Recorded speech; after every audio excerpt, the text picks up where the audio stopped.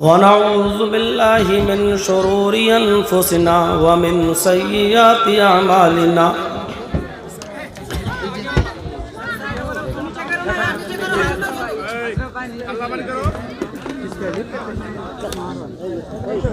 من يهدي الله فلا مضل له ومن يضلله فلا هادي له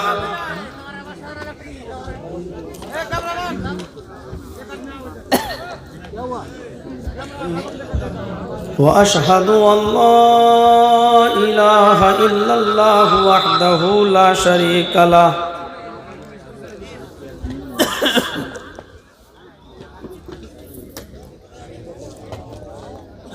وأشهد أن محمدًا عبده ورسوله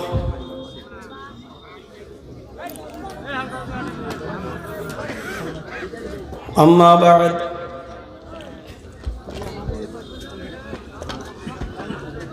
فإن خير الحديث كتاب الله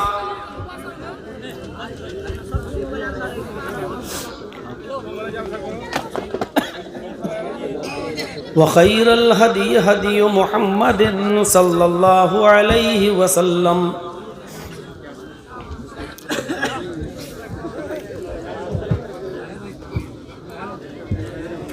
وشر الأمور محدثاتها وكل محدثة بدعة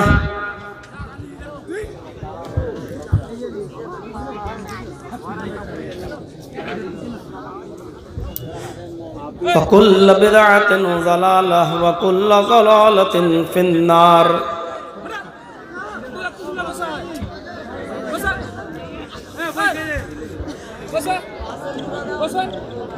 أعوذ بالله من الشيطان الرجيم.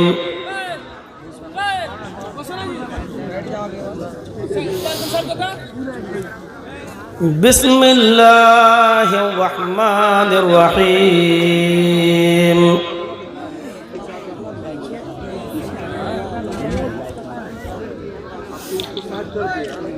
يا أيها الذين آمنوا إنما الخمر والميسر والأنصاب والأزلام رجس من عمل الشيطان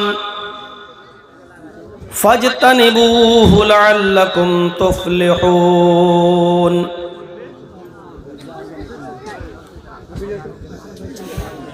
رب اشرح لي صدري ويسر لي أمري واحلل عقدة من لساني يفقهوا قولي.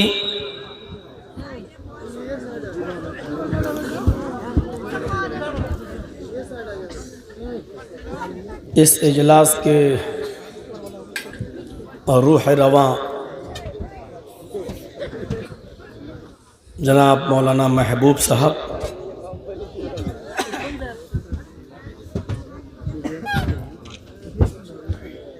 اور اس پروگرام کی تاریخ لینے کے لیے انتھک کوشش کرنے والے جناب مولانا توحید سلفی صاحب،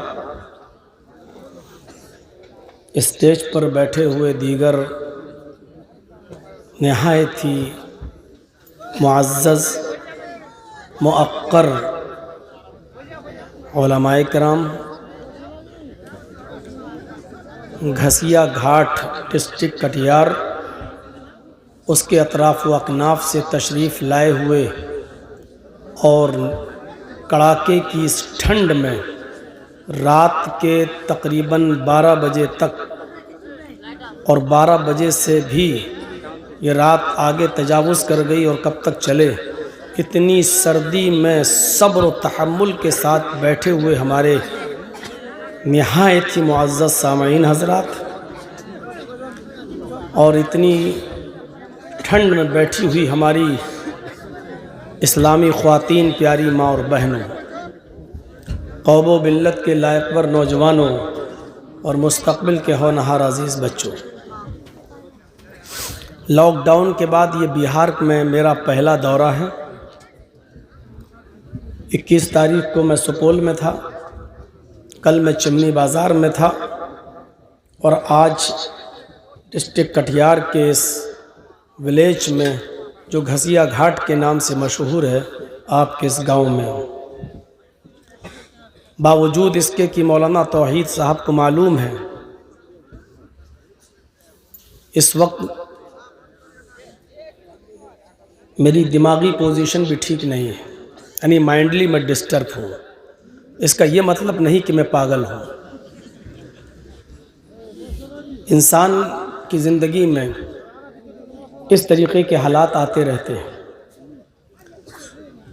میں اپنے پھپھیرے بھائی کو بامبے میں چھوڑ کر، چونکہ یہ تاریخیں پہلے سے دے دی گئی تھیں اور وہ معاملہ میرا بعد میں پیش آیا، اس لیے دوسرے لوگوں کو بمبئی میں اپنے جماعت کے دوسرے احباب کو وہاں چھوڑ کر میں یہاں آیا ہوں۔ اس کو کینسر ہے اور کینسر کافی حد تک بڑھ گیا ہے، یہاں تک کہ اس کا آپریشن بھی ہو چکا ہے اور اس کا پیر کاٹا جا چکا ہے۔ پروسیس اور چل رہا ہے، اس کو بار بار ہاسپٹل میں لے کے جانا ہے۔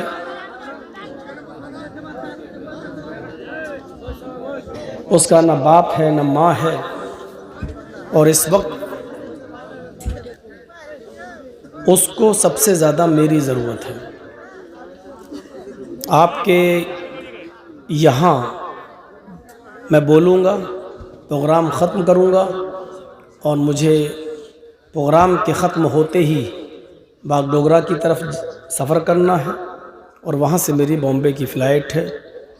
شام تک 3:30 بجے تک مجھے بامبے پہنچنا ہے۔ دعا کیجیے اللہ تعالیٰ اس کو شفائے کاملہ اور عاجلہ عطا فرمائے۔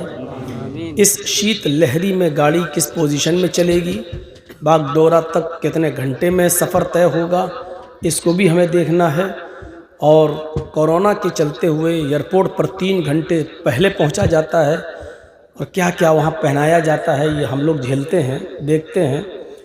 مشین لگائی جاتی ہے، ٹیمپریچر چیک ہوتا ہے، ہاتھوں میں سینیٹائزر ڈالا جاتا ہے، پھر بامبے اترنے کے بعد حلق کے اندر وہ سیک ویک ڈال کے اور ناک میں ڈال کے وہ ادھر پھر دوبارہ کورونا کی جانچ ہوتی ہے۔ بہت سے جھمیلے ہیں، جب تک یہ چوکی دار رہے گا یہ چلتے رہیں گے، اور نئی نئی نوٹنکیاں ہوتی رہیں گی، اور یہ سب ہم ہی لوگوں کے لیے ہے، ان کے لیے نہیں ہے۔ اللہ تعالیٰ اس کو عقل سلیم عطا فرمائے۔ بات کو آگے بڑھاتا ہوں۔ اللہ تبارک و تعالیٰ کا یہ شکر اور احسان ہے کہ لمبی مدت کی بات ہی صحیح، لیکن پروگرام شروع ہوئے اور مدرسوں کی رونق پھر سے بحال ہو جائے، اس کے لیے آپ دعا کیجیے۔ مدرسے ہماری جان ہیں، ہماری روح ہے۔ دعا کیجئے کہ مدرسوں کی وہی رونق جو پہلے تھی پھر سے لوٹے۔ کتنے اساتذہ کو تنخواہیں نہیں مل سکیں، اور کتنے مدرسے بند ہو چکے، اور کتنے مدرسے ایسے ہیں جو بند ہونے کے بالکل کگار پر کھڑے ہیں۔ دعا کیجئے اللہ تبارک و تعالیٰ سے کہ بار الہ تو ان مدارس اسلامیہ کی حفاظت فرما، اور ان مدارس اسلامیہ کو پہلے کی طرح یہ چلتے رہیں، اس کے لیے تو اسباب مہیا فرما۔ بڑی مؤدبانہ گزارش ہے آپ سے اور گھسیا گھاٹ والوں آپ سے، اگر اسلام میں ہاتھ جوڑنا جائز ہوتا تو میں ہاتھ جوڑ لیتا آپ کے، دامن پھیلانا جائز ہوتا تو میں دامن پھیلا لیتا آپ کے سامنے۔ تھوڑی سی شانتی کا مظاہرہ کر دو، تھوڑی دیر سکون کے ساتھ بیٹھ جاؤ۔ یہ موبائل اور چینل والے کیمرہ سیٹ کرنے میں اتنا ٹائم لگاتے ہیں، مجھے لگتا ہے کہ کسی کو نئی دلہن بنانے میں اتنا ٹائم نہیں لگتا ہوگا اس سے زیادہ یہ لوگ ٹائم لگا دیتے ہیں۔ اپنے ٹائم لگائیے اور خاموشی کے ساتھ بیٹھ جائیے۔ کیمرے اتنے اونچے نہیں ہونا چاہیے کہ دوسروں کو تکلیف ہو، وہ دیکھ نہ سکیں۔ دیکھنا ضروری ہے، اگر بغیر دیکھنا تقریر سننا ہوتا تو یہ موبائلوں میں اپنے گھر بیٹھے ہی بھی سن سکتے تھے۔ یہ بیچارے دیکھنے آئے ہیں، اور ان کے دیکھنے کی وجہ سے ہی میرے اوپر اتنی نظر لگ چکی ہے کہ میں جیسے پہلے تھا ویسے ہی آج ہوں، 1 انچ موٹا نہیں ہوتا ہوں۔ یہ ان کی نظر لگنے کا نتیجہ ہے۔ تو بہرحال یہ کوئی مذاق نہیں ہے، میں حقیقت بتلا رہا ہوں۔ لوگ آئے ہیں، دیکھنا بھی چاہتے ہیں، سننا بھی چاہتے ہیں، تو ان کو ڈسٹرب نہیں ہونا چاہیے۔ جو لوگ ادھر سے ویڈیو بنا رہے ہیں، موبائل چلا رہے ہیں ادھر سے، ان سے گزارش ہے کہ وہ اس بات کا خیال رکھیں کہ ان کے پیچھے بھی کوئی آدمی کھڑے ہیں، ان کو دیکھنے میں دقت نہ ہو، اس لیے بیٹھ جائیں نہایت ادب کے ساتھ۔ میں تو بول رہا ہوں، آپ تو کیوں بول رہے ہیں؟ یہی پرابلم ہے یار۔ اب سمجھ میں آیا کہ دیکھیے آپ لوگ ایک دوسرے کو بیٹھانے کے لیے ہنگامہ نہ کریں، نہیں تو وہ تین نمازی والا معاملہ ہوگا، آج تینوں حالات نماز میں گفتگو کر لیے تھے، ایسا نہیں۔ اب سمجھ میں آیا کہ تیجسوی کی لہر کیسے بدل گئی بیچارے، اور نتیش پھر دوبارہ کیسے آ گئے۔ تھوڑی سی عقل مندی سے کام لیا ہوتا ہم نے آپ نے، تو آج کسی اور کی سرکار ہوتی، لیکن یہ ہماری عقل ہے۔ خیر چلیے، تو میں اپنی بات کو اب بڑھاتا ہوں آگے، اور سماج کے اندر ایک بہت ہی بری ایک برائی جو جنم لے رہی ہے،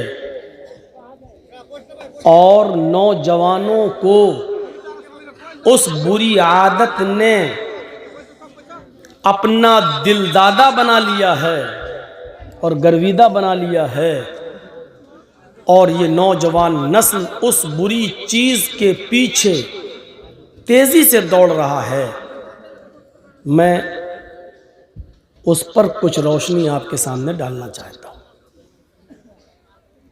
اور سماج کے اندر یہ اٹھنے والی جو برائی ہے وہ ہے نشے کی، اور بالخصوص شراب نوشی کی۔ 31 دسمبر کو میں رات کے 1 بجے تک جاگتا رہا۔ سوشل میڈیا پر میری نظر تھی، انڈیا میں کہاں کہاں کیا ہوگا اس کو دیکھ رہا تھا، لیکن برائی اپنے ہی علاقے میں ملی۔ جیسے ہی 11:55 ہوئے، اور پھر 56، 57، 58، 59، اور جیسے ہی رات کا 12 بجتا ہے اور 1 جنوری شروع ہوتی ہے، جشن منایا جاتا ہے۔ رات کے اندر میرے پاس فون آیا، کیا کر رہے ہیں؟ میں نے کہا دیکھ رہا ہوں بامبے میں کیا ہو رہا ہے، دلی میں کیا ہو رہا ہے، جشن کیسے منایا جا رہا ہے، تھوڑا سا نظر ڈال رہا ہوں۔ کہتے ہیں مولانا دور مت جائیے، آپ اپنی بستی کے اندر بھی نظر ڈال سکتے ہیں۔ نوجوان لڑکے اور لڑکیوں نے شراب پی، مسلمانوں نے پی، ہمارے اپنوں نے پی، صرف لڑکوں نے نہیں لڑکیوں نے بھی پی، اور شراب پی کر ہی وہ خاموش نہیں ہوئے، پھر ایک دوسرے کے ہاتھ میں ہاتھ ڈال کر انہوں نے ڈانس بھی کیا۔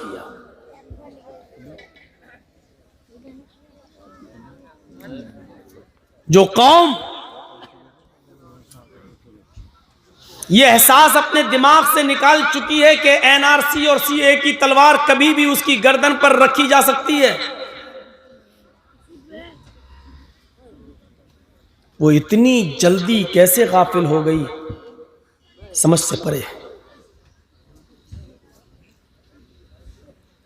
اور جب حالات اس اسٹیج پر پہنچ جائیں کہ نئے سال کی شروعات شراب نوشی سے ہو اور ڈانس سے ہو، لڑکے اور لڑکیوں کی عریانیت سے ہو، تو پھر قوم کے سروردہ، قوم کے سرپنچ اور اس سماج کے معزز لوگوں کے لیے سوچنے اور سمجھنے کا ایک سنہرا موقع ہے۔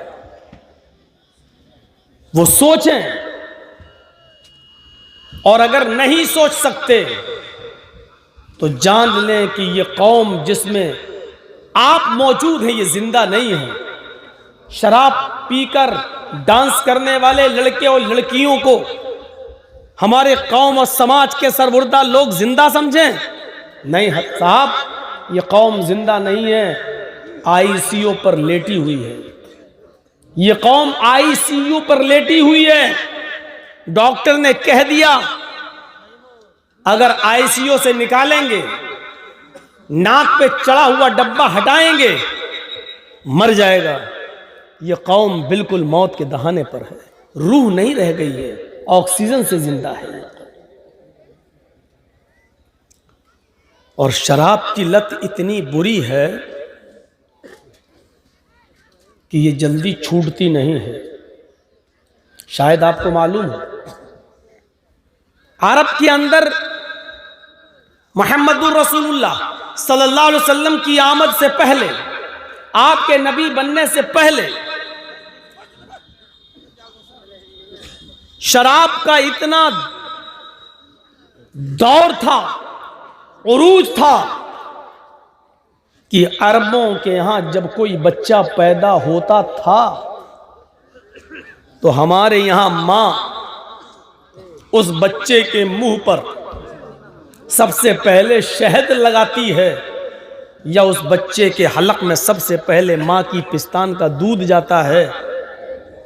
لیکن عرب کے اندر جب کسی کے گھر کوئی بچہ پیدا ہوتا تھا تو اس بچے کی زبان پر سب سے پہلے شراب کے قطرے رکھے جاتے تھے۔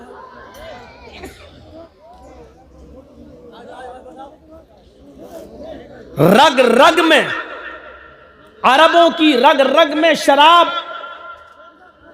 بسی ہوئی تھی،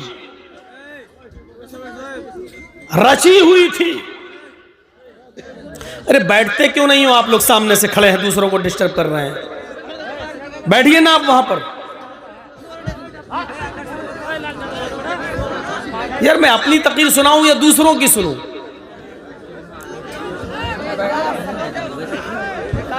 پھر بھی بیٹھنے کا نام نہیں لے رہے ہیں، پتہ نہیں مٹی سے پیدا ہے کہ لوہے سے پیدا ہے۔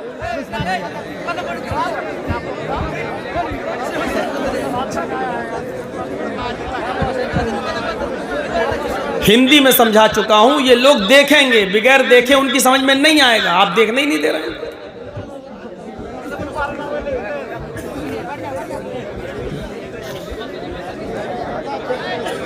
ان کی رگ رگ میں شراب رچی اور بسی تھی۔ پہلا حلق میں قطرہ اس بچے کی سب سے پہلے جو جاتا تھا وہ شراب کا قطرہ ہوتا تھا۔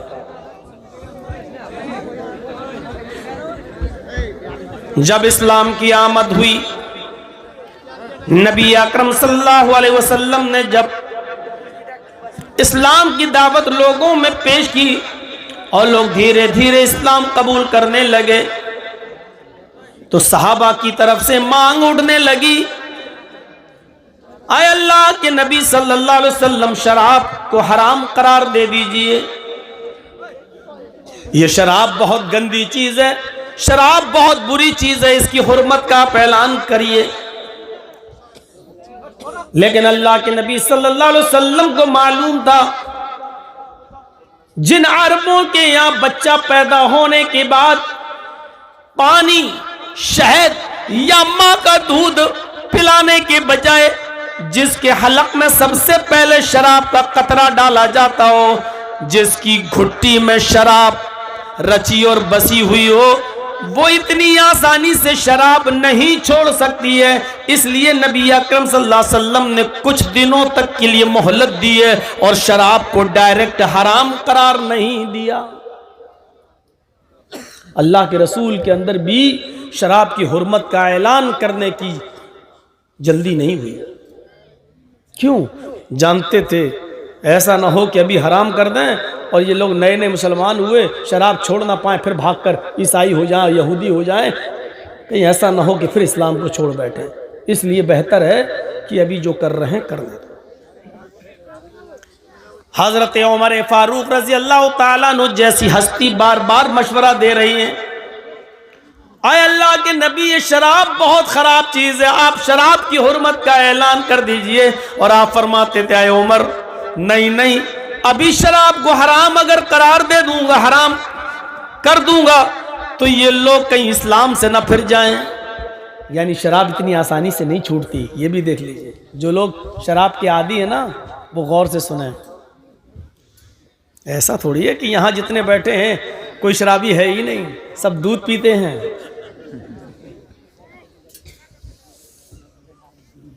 نوجوان نسل کتنی تیزی سے شراب کی طرف بڑھ چکی ہے, اس کا اندازہ اس بات سے لگایا جا سکتا ہے کہ ہندوستان میں, انڈیا میں جو سواستھ وبھاگ ہے, سواستھ وبھاگ, اس کی طرف سے خبر آتی ہے کہ ہر 5 میں سے 1 آدمی شرابی ہے. 10 میں سے بھی 1 نہیں ہے, 100 میں سے بھی 1 ہوتا تو چلو یہ کہا جاتا ہے 1%. 5 میں سے 1 شرابی. اب آپ سوچ سکتے ہیں 100 میں 20 شرابی, 20% کوئی معمولی مدت ہوتی ہے, معمولی چیز ہوتی. 20%. سروے میں کسی دھرم کا نشکو نشانہ نہیں بنایا گیا, لیکن میں دعوے کے ساتھ کہہ سکتا ہوں اس 20% شرابیوں میں 10% صرف مسلمان ہوگا, اور 10% جو باقی بچے ان میں ہندو, سکھ, عیسائی, یہودی, جینی, بدھسٹ, یہ سارے لوگوں کو جوڑا جائے تو یہ 10% ہوں گے, اور 10% اکیلے, 20 میں 10 اکیلے مسلمان ہوں گے.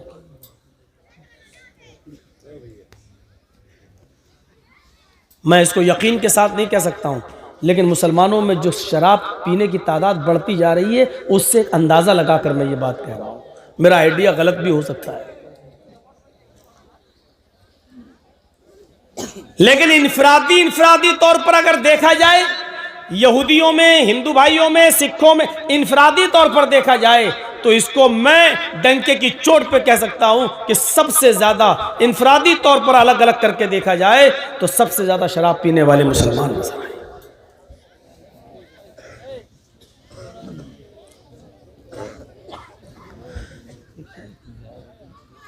جلدی اللہ کے نبی صلی اللہ علیہ وسلم نے بھی شراب کی حرمت کا اعلان نہیں کیا, مختلف مراحل سے گزرنا پڑا. جب آپ مکے میں تھے تو سب سے پہلے یہ آیت نازل ہوتی ہے. نوجوانوں تھوڑا سا اس آیت پر غور کیجئے گا. اس آیت کے اندر شراب کو رزق کہا گیا ہے, لیکن رزق حسن نہیں. یہ مکی آیت ہے. وَمِن ثَمَرَاتِ النَّخِيلِ وَالْأَعْنَابِ تَتَّخِذُونَ مِنْهُ سَكَرًا وَرِزْقًا حَسَنًا. یہ قرآن میں اللہ فرما رہا ہے. لوگوں, پھلوں میں سے ایک پھل کھجور ہوتا ہے اور ایک پھل کا نام انگور ہے. پھلوں میں سے کھجور اور انگور 2 ایسے پھل ہیں. تتخذون منہ سکرن, ان کے رس کو نچوڑ کر, ان کو سڑا کر تم ان سے نشہ بناتے ہو. دیکھیے ابھی صرف نشہ کہا ہے, یہ نہیں کہا کہ حرام ہے. اس سے تم نشہ بناتے ہو. تتخذون منہ سکرن, اس سے تم نشہ بناتے ہو. وَرِزْقًا حَسَنًا, اور رزق حسن پاکیزہ رزق بھی حاصل کرتے ہو.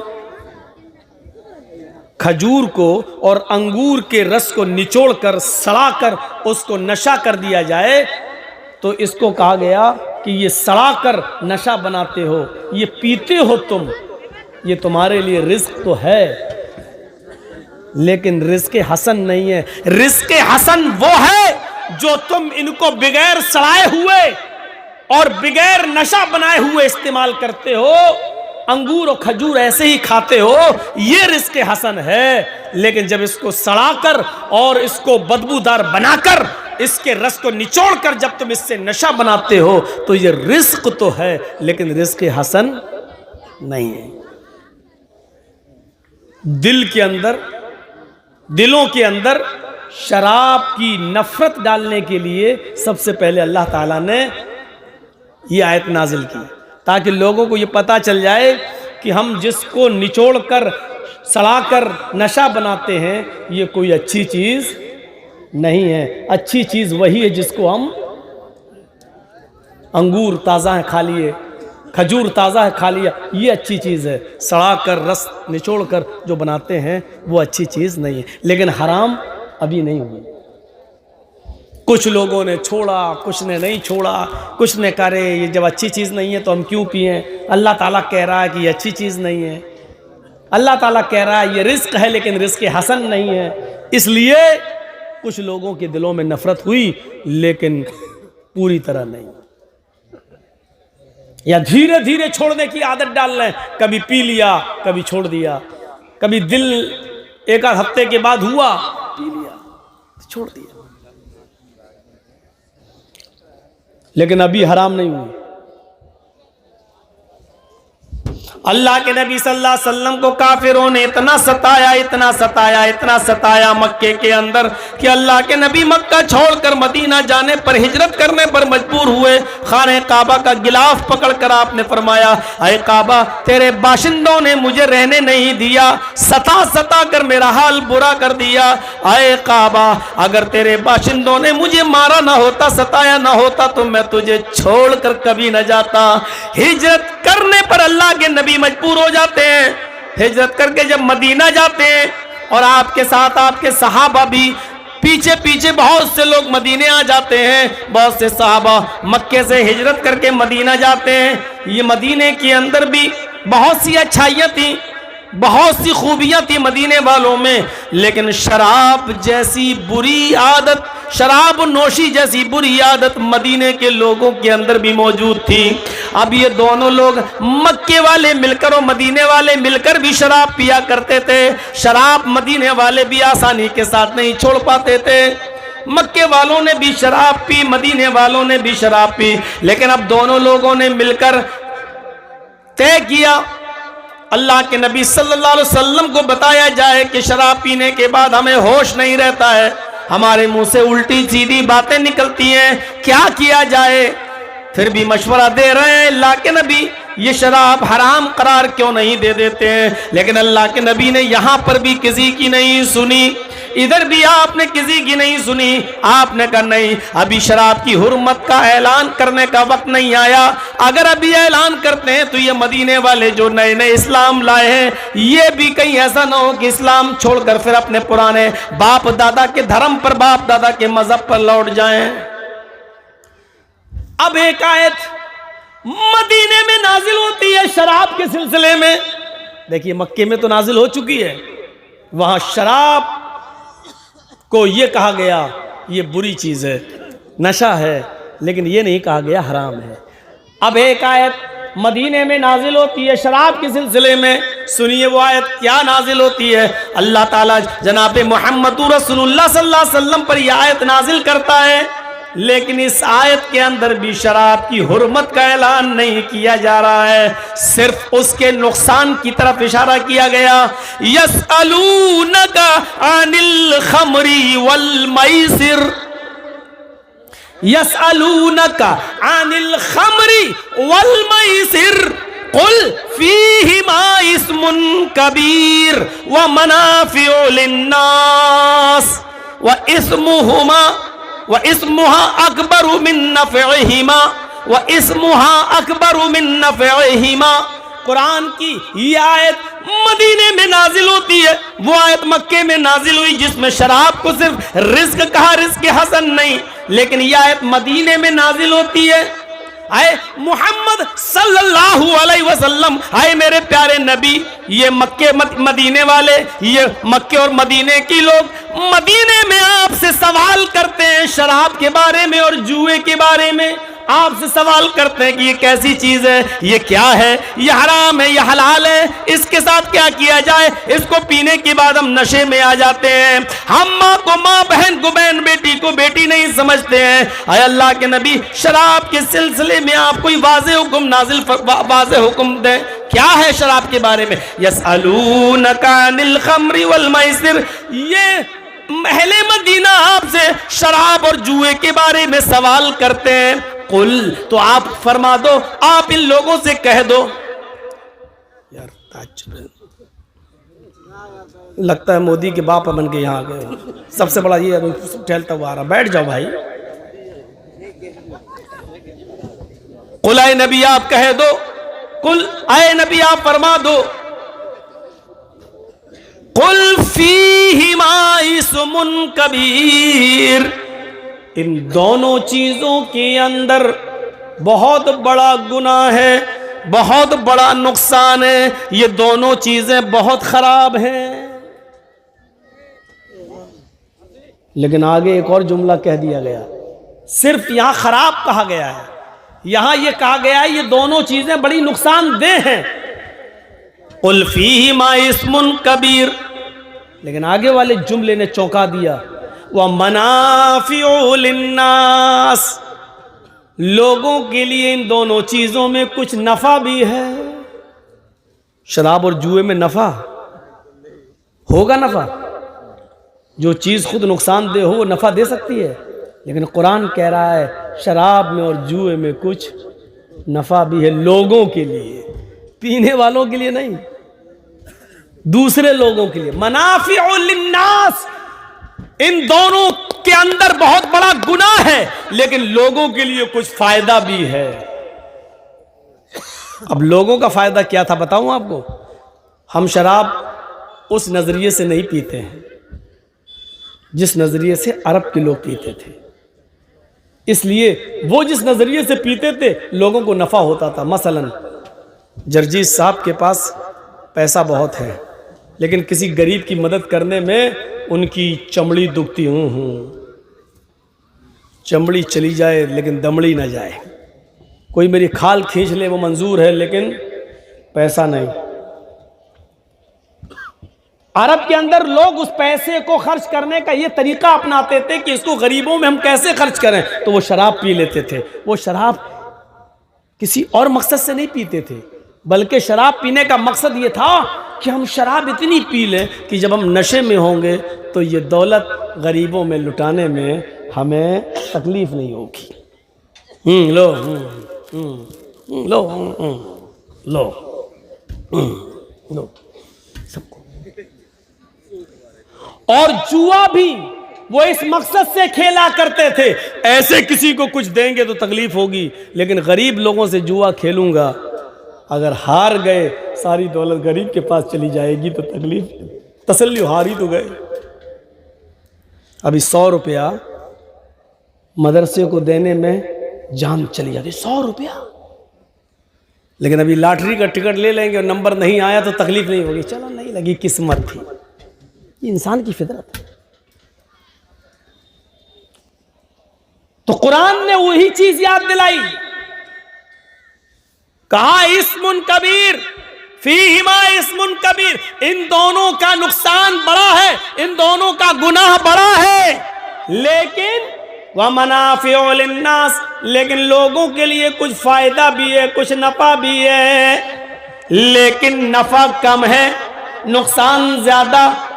اسمها اکبر من نفعہما، ان دونوں کا گناہ ان کے نفع سے بڑھ کر ہے، نفع کم ہے، نقصان زیادہ ہے. اور جس چیز کے اندر نفع کم ہو اور نقصان زیادہ ہو، عقل بھی یہ کہتی ہے کہ اس چیز کو چھوڑ دینا چاہیے.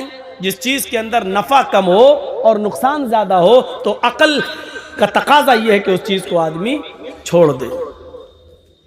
قرآن کی یہ دوسری آیت نازل ہوتی ہے، لیکن قرآن کی اس آیت میں بھی شراب کو حرام قرار نہیں دیا گیا، صرف یہ بتایا گیا کہ اے لوگوں، تم جس مقصد سے شراب پیتے ہو کہ لوگوں میں ہم غریبوں سے جوا کھیلیں گے تو ہار جائیں، یا شراب پی کر غریبوں میں ہم مدد کریں اور ان کو रुपया लुटा दे, पैसा दे दे, रकम दे दे, जिस मकसद से तुम शराब पीते हो लोगों को नफा पहुंचाने के लिए, तो इस शराब के अंदर नफा कम है, नुकसान ज्यादा है। लोगों को नफा जरूर पहुंचाती है, तुम्हारा शराब का पीना लोगों को नफा जरूर देता है, लेकिन तुम्हारी जिंदगी को अंदर से खोखला करता है, तुम्हारे फेफड़े खराब करती है शराब, और तुम्हें धीरे धीरे मौत के मुंह तक ले जाती है, जो खुदकुशी के जुमरे में आता है। इसलिए इसका नुकसान इसके नफे से ज्यादा है। इसलिए अकल ये कहती है कि शराब को छोड़ दो, लेकिन हराम अभी भी नहीं कही गई। कुछ लोगों ने छोड़ दी और कुछ पीते रहे, कुछ लोगों ने कम कर दी लेकिन बिल्कुल पीना नहीं छोड़ा। जो रोजाना पीते थे वो तो 4 दिन में पीने लगे, जो 2-4 दिन में एक बार पीते थे वो हफ्ते 2 हफ्ते में पीने लगे, जो हफ्ते 2 हफ्ते में शराब एक बार पिया करते थे वो महीने 2 महीने में पीने लगे। कम कर दी, कमी जरूर आई, लेकिन बिल्कुल लोगों ने छोड़ा नहीं। अब देखिए क्या होता है। ला रहा हूं आपको धीरे धीरे हराम की तरफ। मैं ये बताना चाहता हूं कि शराब की लत जिसको लग जाए जल्दी छूटती नहीं है, और अल्लाह के रसूल भी धीरे धीरे छुड़ा रहे हैं। कुरान भी, अल्लाह ताला भी छोड़ने का धीरे धीरे रास्ता निकाल रहा है। एकदम नहीं कह रहा हराम है, क्यों? एकदम कह देंगे तो ये इससे छूटेगी नहीं। पहले कुछ नफरत पैदा करें शराब की इन लोगों के दिलों के अंदर। ये हिकमत थी अल्लाह के रसूल। अब एक मर्तबा एक अंसारी ने दावत कर दी कुछ सहाबा की। मगरिब के बाद खाने का दौर चला। उन सहाबियों में हजरत अली भी शामिल थे, अब्दुर्रहमान इब्न औफ भी शामिल थे। मेरे नौजवानों गौर से सुनना, आज मेरी तकरीर, आज मेरा खिताब तुमसे है। समाज की सबसे बड़ी जो बुराई शराब नोशी, जो आज हमारे मुआशरे को खोखला कर रही है, हमारे समाज को खोखला कर रही है, आज मैं उसकी तरफ तुमको लेकर आ रहा हूं कि वो कितनी खतरनाक चीज है। नीतीश की गवर्नमेंट कितनी पाबंदी लगा दे, लेकिन पाबंदी लगाने के बाद ये और महंगी हुई है, और लोगों ने 100-100 रुपए की शराब को 500-500 रुपए में खरीदा है। धंधा खूब चला है, और जब कोई चीज महंगी हो जाती है तो उसकी अहमियत और ज्यादा बढ़ जाती है। मेरे प्यारे साथियों, यही सूरत हाल बिहार के अंदर भी हुई। शराब पर पाबंदी हकीकत में गवर्नमेंट ने लगाई जरूर है, लेकिन पाबंदी की आड़ में जो शराब का बिजनेस चला, जो शराब का कारोबार चला, उसने नौजवानों की नजरों में शराब की अहमियत को और बढ़ा दिया। ये कोई वो हुक्म तो था नहीं जो 1400 साल पहले जनाब मोहम्मद रसूलुल्लाह की जबान से निकला था, और सहाबा ने अपने घड़े फोड़ दिए, मटके फोड़ दिए, ड्रम उलट दिए, बोतलें तोड़ दी थी। ये वो तो था नहीं। जो चीफ मिनिस्टर शराब पर पाबंदी की बात करता है और पाबंदी लगाता है, वो भी अच्छी तरीके से जानता कि खुद हमारे एमएलए इसकी बगैर एक बात नहीं कह पाते हैं। हमारे एमएलए सबसे ज्यादा वही शराब पीते हैं, और जब तक शराब न पिए उनकी खोपड़ी काम ही नहीं करती है। मेरे भाइयों, एक अंसारी दावत कर रहा है सहाबाई कराम की, चंद सहाबियों की, और उस दावत में हजरत अली भी शामिल हैं, अब्दुर्रहमान इब्न औफ भी शामिल हैं। खाना खिलाया जाता है, और खाना खाने के बाद शराब का दौर चलता है। हराम तो हुई नहीं थी। खाना खाने के बाद शराब का दौर चलता है। कुछ साहबा ने शराब पी भी ली और कुछ ने नहीं पी। इत्तिफाक देखिए, शराब पीने के बाद गुनूद की तारी होने लगी, सर चकराने लगा, नशा छाने लगा, और इसी बीच में इशा की नमाज का वक्त हो जाता है। अल्लाहु अकबर, अल्लाहु अकबर, हय्या अलस सलाह, हय्या अलल फलाह की आवाजें मस्जिदों की मीनारों से आने लगती हैं। उस अंसारी ने कहा, हम लोगों ने शराब पी रखी है, इस हाल में हम लोग मस्जिद क्यों जाएं? ऐसा करो, चंद लोग यहीं मौजूद हैं, इसी घर में हम कपड़ा बिछा लेते हैं और नमाज पढ़ लेते हैं। वही कपड़ा बिछाया गया, एक सहाबी को नमाज पढ़ाने के लिए आगे खड़ा कर दिया गया, बकिया सब पीछे लग गए। पीछे जो लगे थे उन्होंने भी शराब पी रखी थी, और जो नमाज पढ़ाने के लिए खड़े हुए उन्होंने भी शराब पी रखी थी, और शराब का नशा उनकी खोपड़ी में अकल पे आने लगा। अल्लाहु अकबर कहकर नमाज शुरू कर दी, और सूरह फातिहा तक गाड़ी बहुत अच्छी चली। अल्हम्दुलिल्लाहि रब्बिल आलमीन अर्रहमानिर रहीम मालिकी यौमिद्दीन इय्याका नअबुदु व इय्याका नस्तईन इहदिनस सिरातल मुस्तकीम सिरातल लज़ीना अनअमता अलैहिम गैरिल मग़दूबि अलैहिम वलद्दाल्लीन। यहाँ तक गाड़ी बिल्कुल सही चली। अब जो सहाबी नमाज पढ़ा रहे हैं, सुनिए, यहाँ साहबा पीछे आमीन कह रहे हैं। अब उस सहाबी ने कुरान की जो सूरत शुरू की, सूरह फातिहा के बाद एक और सूरत पढ़ी जाती है ना, अब वो सूरत शुरू की। पता नहीं किसने कहा था कि बीच में बैठो, परेशान हो जाता हूँ यार। अब बम्बई, दिल्ली, कितना महज़्ज़ब तरीके से लोग सुनते हैं प्रोग्राम। हैदराबाद, बेंगलोर, हर जगह चले जाइए, एक डिसिप्लिन इतना होता है, एक आदमी नहीं उठ सकता है, उड़ता है तो जाने का रास्ता अलग, आने कोई डिस्टर्ब नहीं, समझ में नहीं आता है। मोबाइल तो ऐसा लगता है कि आपसे ज़्यादा सुनने का शौकीन कोई है ही नहीं, लेकिन तकरीरों में शोर और हंगामा। जब देखो कौन सा स्प्रिंग लगा है नीचे, पता नहीं, सही से बैठ ही नहीं पाता है। तो वो सहाबी ने दूसरी सूरत जब पढ़ना शुरू की तो उन्होंने सूरह काफिरून जो कुरान में है उसको पढ़ा। अब सूरह काफिरून क्या है? कुल या अय्युहल काफिरून ला अअबुदु मा तअबुदून। हाय मोहम्मद सल्लल्लाहु अलैहि वसल्लम कह दो, ऐ काफिरो, ला अअबुदु मा तअबुदून, मैं उन माबूदों की इबादत नहीं करता, मैं उन झूठे खुदाओं को नहीं पूजता जिनको तुम पूजते हो।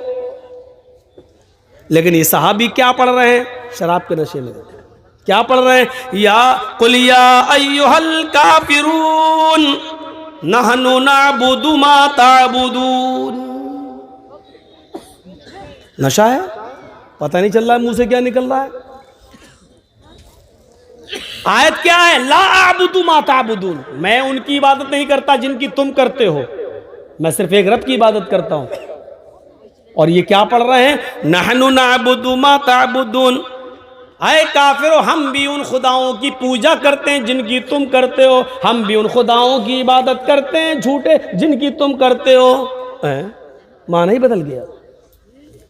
इधर नमाज जैसे तैसे ख़त्म होती है, अल्लाह अल्लाह करके जैसे ही नमाज ख़त्म होती है और जैसे ही सलाम फेरते हैं, अस्सलामु अलैकुम वरहमतुल्लाह, अस्सलामु अलैकुम, धीरे धीरे किसी तरीके से बेड़ा पार हो गया। यहाँ नमाज ख़त्म होती है, वहाँ वक्ती तौर पर फाउंडेशन लगा दी जाती है, एक मुतय्यना मुद्दत के लिए शराब से रोक दिया जाता है। और वहां जिब्राइल अमीन मुहम्मदुर रसूलुल्लाह पर कुरान की आयत लेकर नाजिल होते हैं, या अय्युहल्लज़ीना आमनू ला तक़रबुस्सलाह व अंतुम सुकारा हत्ता तअलमू मा तक़ूलून। ऐ ईमानो वालो, ऐ मुसलमानों, तुम उस वक्त तक नमाज के करीब मत जाओ, जब तुम नशे में हो तो नमाज के करीब मत जाओ, और उस वक्त तक तुम नमाज ना पढ़ो जब तक कि तुम्हारे मुंह से जो निकल रहा है उसको तुम समझने न लगो, उसको तुम जानने न लगो कि हम क्या बोल रहे हैं, हमारे मुंह से क्या निकल रहा है। जब तुम उसको समझने और जानने लगो तब पढ़ो नमाज, जब तुम नशे में हो तो नमाज के करीब मत जाओ। किस तरीके से दिमाग का इस्तेमाल किया। अल्लाह ताला ने मुहम्मद रसूलुल्लाह पर यह आयत नाजिल की तो अल्लाह के रसूल ने जब ऐलान किया, दिमाग देखिए कैसा था। सहाबा की नजर में नमाज की जो अहमियत थी وہ جانتے تھے کہ نماز کی اہمیت کیا ہے. جب اللہ نے یہ کہہ دیا اور اللہ کے رسول سے یہ کہلوا دیا کہ تم نماز کے قریب مت جاؤ جب تم نشے میں ہو، تو وہ نماز کے وقت شراب ابھی نہیں پئیں گے. کیوں؟ ارے یار ابھی تھوڑی دیر کے بعد تو نماز کا ٹائم ہو جائے گا، ابھی نہیں پئیں گے. اگر پی لیں گے تو نشہ ہوگا، اور نشہ ہوگا تو نماز نہیں. ہم شراب کے لیے نماز چھوڑ دیں؟ نہیں. دیکھیے یہ ہے دماغ پر اٹیک، اس کو کہتے ہیں دماغ کا استعمال. اللہ کے رسول نے جب یہ کہا تو اب لوگوں نے چھوڑنا شروع کیا. نہیں.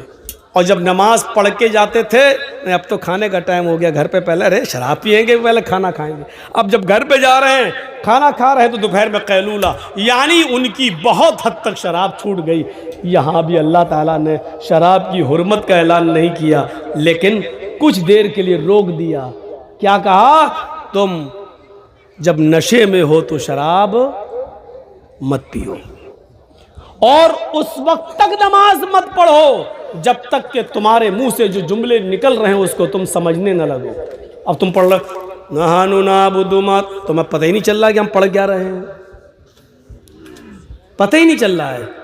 ایک رکوع کے بجائے 2 رکوع ہو رہے ہیں، 2 رکوع کے بجائے 2 سجدوں کے بجائے کوئی 4 کر رہے ہیں، کوئی 1 ہی کر لو اٹھ جاؤ. 4 رکعت والی نماز 6 بھی پڑھ سکتے ہو. دماغ جب نشہ چڑھ گیا تو کچھ بھی کر سکتے ہو. تو روک دیا.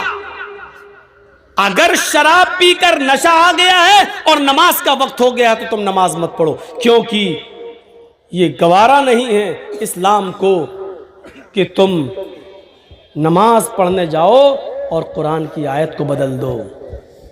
نماز چھوٹ جائے تھوڑی دیر کے لیے گوارا ہے، لیکن نماز پڑھ کر قرآن کو بدل دو یہ گوارا نہیں ہے. 80% لوگوں کی شراب چھوٹ گئی، جبکہ جانتے تھے کہ ابھی حرام نہیں ہوئی ہے. پیتے بھی تھے کچھ لوگ، اور جو پیتے تھے ان کے لیے کوئی برائی، حرام تھوڑی ہوئی. لیکن ان 3 آیتوں نے 80% لوگوں کو شراب سے دور کر دیا. اب رہ گئے 20%. تو 20% لوگوں کے لیے دیکھیے شراب کس طریقے سے حرام ہوئی. دیکھیے ایک محفل سجی، کوئی شادی آدی کی محفل رہی ہوگی یا کوئی تہوار رہا ہوگا، جشن محفل ہے، اور اس میں انصار بھی موجود ہیں اور مہاجرین بھی موجود ہیں. انصاری، مدینے کے انصاری اور مکے کے وہ مہاجرین جو ہجرت کر کے آئے وہ موجود ہیں. جشن منایا جا رہا ہے اور جشن میں شراب کا دور چلتا ہے. یہاں تو چند صحابہ تھے دعوت پر انصاری کی، وہاں چند نہیں ہے، سب ہیں. جتنے انصاری تھے وہ، اور مدینے میں مکے سے جتنے ہجرت کر کے آئے وہ سارے لوگ موجود تھے. محفل سجی تھی، جشن منایا جا رہا تھا، اور جشن میں شراب کا دور چلا. مدینے کے انصاریوں نے بھی شراب پی اور مکے کے مہاجرین نے بھی شراب پی. اب دونوں شراب کے نشے میں دھت. ہم بڑے باپ کے بیٹے ہیں، ہاں آستینیں ترنے لگی.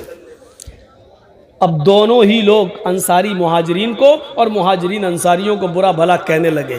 جو مہاجر تھے مکے سے ہجرت کر کے آئے وہ کہنے لگے ہم تم سے افضل ہیں، ہماری قوم تم سے اونچی ہے، ہم قریشی ہیں، ہم محمد الرسول اللہ کے خاندان سے ہیں، ہمارے شہر میں مکے میں نبی پیدا ہوئے، ہمارا خاندان اللہ کے رسول کے خاندان سے قریب قربت رکھتا ہے، ہماری قوم سب سے افضل ہے، ہم اعلیٰ ہیں، ہم بڑھ کر ہیں، ہم تم سے اونچے ہیں. ادھر مدینے کے انصاریوں کو غصہ آیا. شراب ہے. دیکھا نا دلی کے اندر ایک قافلہ گزر رہا تھا مودی جی کا، اور پیچھے گاڑیاں چل رہی تھی اور دلی کی سڑک پہ شرابی پڑا ہوا تھا. اور پولیس والوں کو پتا چلا کہ کمینہ یہ مودی جی کی گاڑی آ رہی، مار رہے اس کو. اب وہ کہہ رہا کیوں مار رہا، ہٹ مودی جی آ رہے. کون آ رہا؟ کہ مودی جی. ارے صاحب میرے باپ کے نوکر ہیں. شرابی کی نظر میں کیا ہے؟ ایسی کہہ رہا دلی کی سڑک پر، ہٹ یہ تو سب میرے باپ کے نوکر ہیں. اور پولیس والے مار مار کے کھینچ کے لے گئے اس کو. مار رہے تو لگی نہیں رہی اس کو. اتنی پی رکھی، اس کو اٹھایا گاڑی میں بھرا، کہیں دور، کہیں ایسا نہ ہوگی، تب جا کے۔ تو شرابی کی نظر میں کوئی بڑی چیز نہیں ہوتی۔ ادھر مدینے کے انصاریوں نے سنا کہ یہ اپنے آپ کو بڑا کہہ رہے، تو کیا کہا مدینے کے انصاریوں نے؟ اے مکے والو چپ رہو، تم ہم سے بڑے کیسے ہو سکتے ہو؟ بھوکے تھے، تمہارے پاس کھانے کو نہیں تھا، ہم نے دیا۔ ننگے آئے تھے پھٹے پرانے کپڑے پہن کر، پہننے کے لیے کپڑا نہیں تھا، ہم نے دیا۔ کچھ نہیں تھا، کاروبار کے لیے کھیتیاں ہم نے دی، دکانیں ہم نے دی، رہنے کے لیے سر چھپانے کے لیے گھر نہیں تھا، ہم نے دیا۔ تمہارے بیٹوں کے ساتھ ہم نے اپنی بیٹیوں کی شادی کی، تم پھٹیچر تھے، بھوک مرے تھے، بھوکے اور ننگے تھے، ہم نے تمہیں پناہ دی۔ پناہ دینے والا بڑا ہوتا، ہم تم سے بڑے ہیں۔ او اللہ کے رسول کے کانوں میں خبر جاتی ہے، مدینے کے انصاری اور مکے کے مہاجرین نے شراب پی رکھی ہے، اور شراب کے نشے میں یہ لوگ ایک دوسرے سے افضل ہونے کا افضل کے لیے لڑ رہے ہیں، ایک دوسرے سے بڑے ہونے کی لڑائی لڑ رہے ہیں۔